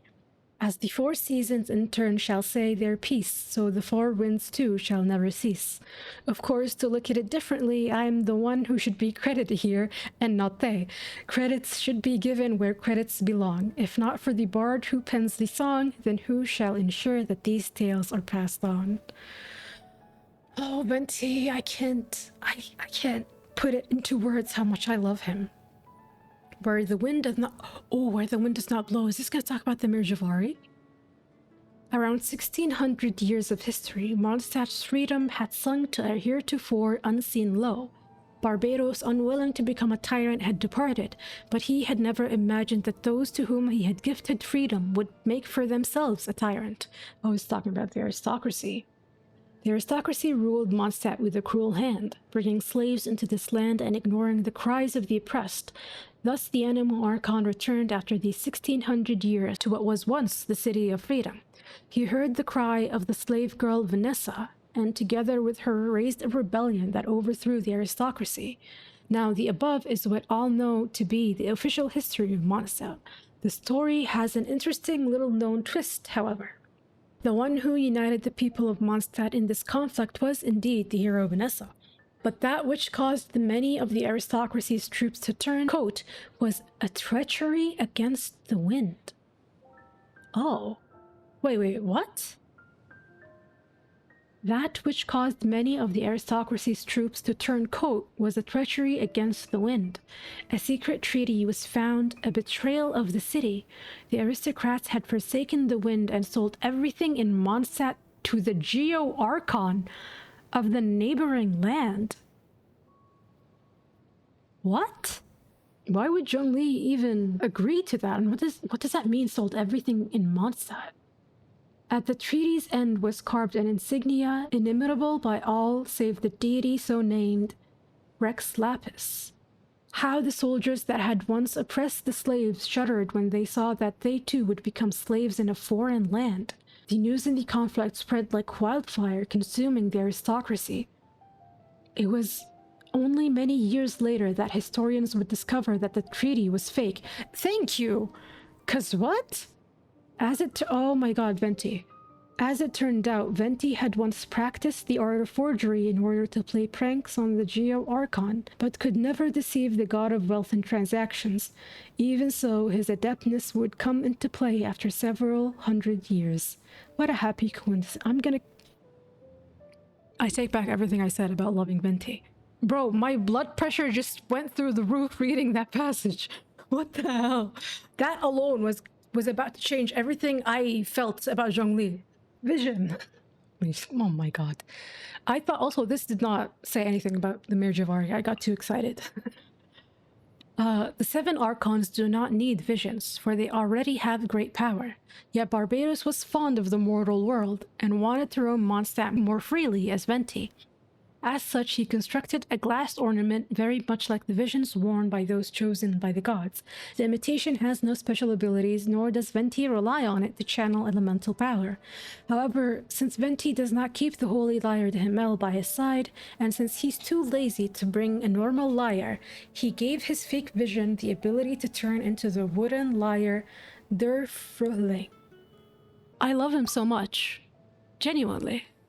Okay, I wanted to see if he had any. I'm the only thing on my mind genuinely is the Mare Jivari. I wanted to know if he had any lines about it, but it doesn't seem so. I should go through the voice lines. I know I should. You guys commented that on when I was reading other characters' profiles, that even like the voice lines and what they think of characters gives more in-depth understanding of the relationships, and I love that. And I think I agree, I should start incorporating that with my videos of lore reading. But I've been recording for nearly 2.5 hours. You know what, why not? I'm just gonna sit here and listen.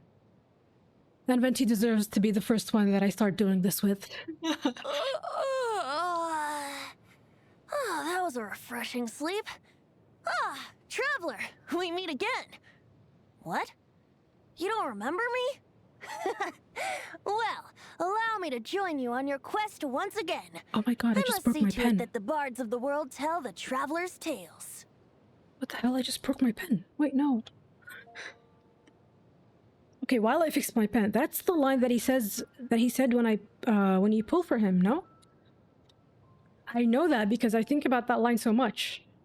We meet again. I thought originally that this did I fix it? Yes.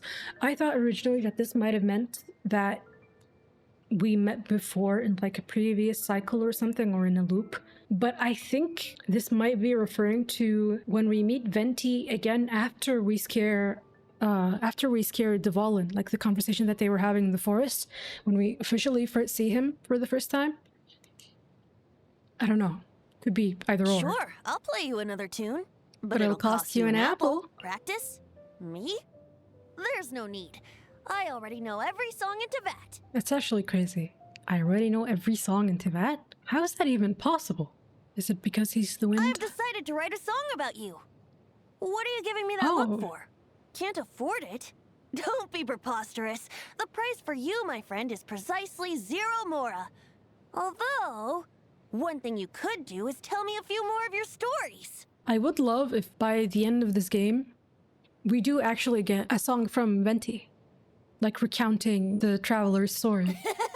Once the heroine in the song has actually rescued the prince, I will ensure this song spreads to every corner of the continent. Once the hero in the song has actually rescued the princess, I will ensure this song spreads to every... Is this about the travelers? Maybe? Or it could be. Well, it says about us. An evening breeze really sets the mood for becoming my disciple, don't you think? Okay, We can don't do get it ahead right of now. yourself. You just need to make me a small offering. What's that? You think I should try harder to be a good Animo Archon?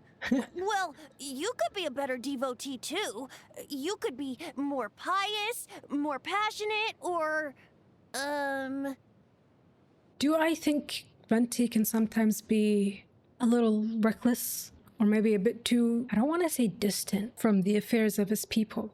But it does sometimes come across like that. But I know that it comes from a place where he trusts them to lead themselves. So I think after what happened with the aristocracy and everything, he's involved but not involved. I actually like the way Venti is dealing with the affairs of Mondstadt. Acting Grand Master Jean. Well, what do you think of her? Yes, I couldn't agree more. Conscientious, courageous, kind and considerate too. Reminds me of another good friend. Also stressed. Jin comes across to me as very, very stressed, which if I was in her position, I would be too. I'm not surprised you want to befriend Master Diluc. Just think of all the vintage wine he must have stored away. Huh? I don't want He his doesn't wine. let you sample I it? want something else. Not even the slightest drop? Huh. Well, I guess you can still appreciate the aroma. That's still better than no wine at all, right? No? No. Absolutely not. The darling deaconess with the sweet singing voice. Do you know her? You do? Idol, huh? Meet and greets? He has Concerts? meet and greets? That's so Wow. funny. That's the power of music for you. Ah, yes. The white-haired fellow from Wolvendom. Raised by wolves. Really? No wonder his scent is so familiar. He smells glorious on him. Oh, that astrologer? How should I put it? Fortune-telling and my singing are the same. Both lead to you being so poor you can't even cough up the money for a drink. Yeah. You think that astrology is a cultural tradition, so at least still has some value? I would say so. So rude. In that case, so too is singing, so it still has its value too. That's so cute. Also, I love that this insinuates, the way that it responds, it insinuates that Traveler, or that Ether is being witty with him. Which I love seeing more of Ether's personality. There's a special drink known far and wide at Cat's Tail, but it... Oh. How about you go and fetch one for me? I'll be truly thankful, I promise. How do you explain white chalk in black soil, or the Earth's dense crust amidst the emptiness of space? Same reason the purest soil gave birth to human life. It's an ancient power with unmistakable properties. Trying to harness it is dangerous indeed. I can't imagine what would happen if someone lost control of it in the city. Never mind. What goes on within Mondstadt's walls is up to Mondstadt's people to deal with. It's interesting that you bring that up, considering what we learned. That is, does he know? Does he have a feeling that something might happen with Albedo? It seems like it. Have you seen that gentleman around? Huh? He's just a normal man by the name of Zhang Li now? That must be quite the change for that old blockhead. Come with me to see him, will you? I have a absolutely, I would vintage I love dug to. up from Windrise that I can take as a condolence gift. Oh, did he still seem strong when you saw him? Oh, yeah, How absolutely. strong? Am I likely to get blown away? I would hand over my left lung to see Zhongli and Venti interact. Genuinely. Eula has good taste when it comes to beverages of the alcoholic variety. Come summer or winter, she always likes them ice cold. That's rare among Mondstadters these days. She and I would make great drinking buddies. Huh? My songs about the Lawrence clan. She's heard them already? No harm done. Maybe she and I can do a duet sometime. I'm sure she's not holding it to heart. So, I hear you defeated the mighty Raiden Shogun. Have you Okay. seen that Never gentleman mind. around? We're stopping there. I'm assuming the rest of the archons have spoilers in them, so we're just gonna skip that. Traveler, do you seek to hear the voice of the wind and know its guidance?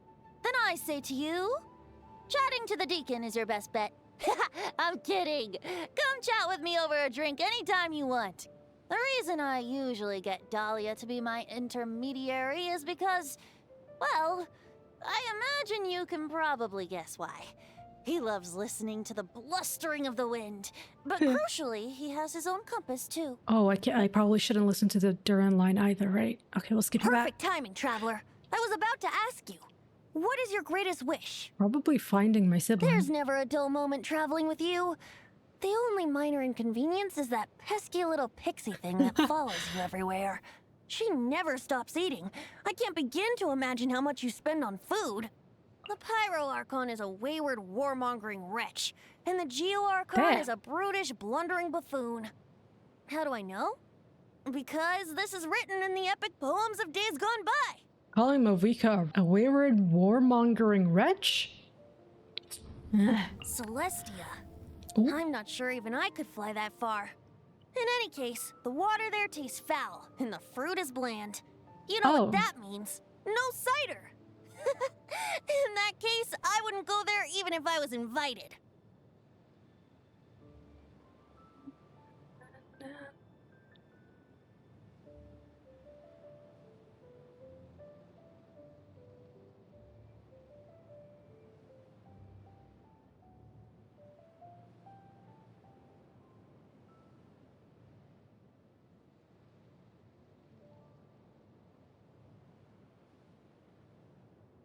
Celestia. I'm not sure even I could fly that far. In any case, the water there tastes foul, and the fruit is bland. You know what that means? Tastes no foul? cider. In that case, I wouldn't go there even if I was invited. I'm adding this to the list of proofs that Venti does not like Celestia. My greatest wish? It has always been to roam free and experience the whole world. Now, I would add that wherever I go, it simply must be with you. Aww. Each day with you is an adventure, and where adventurers go, storytellers must follow. So fucking cute. What the hell? I like to drink, and I like the wind. If only there was such a thing as wind-brewed cider. I'm actually highly allergic to cats. I start sneezing as soon as they enter the vicinity, and... apparently I can't even think about cats without sneezing. Do you think there's a cure for this monstrous affliction? This is genuinely the funniest things that I've learned about him. Here, have an apple. I just picked it. Look how ripe and juicy it is. Truly the fruit of the gods. That an Adam and Eve jab. What's that tasty morsel you've got there? Ew! A melted cheese pancake! Ew. A smelly, sticky, slimy, disgusting mess. No, I agree. Melted cheese pancake? Okay, now you're crossing the line. Someone once told me you're supposed to eat a cake on your birthday. Ta-da! Here's your birthday cake. It's apple flavored. And here's a spoon. The cake didn't rise properly in the oven.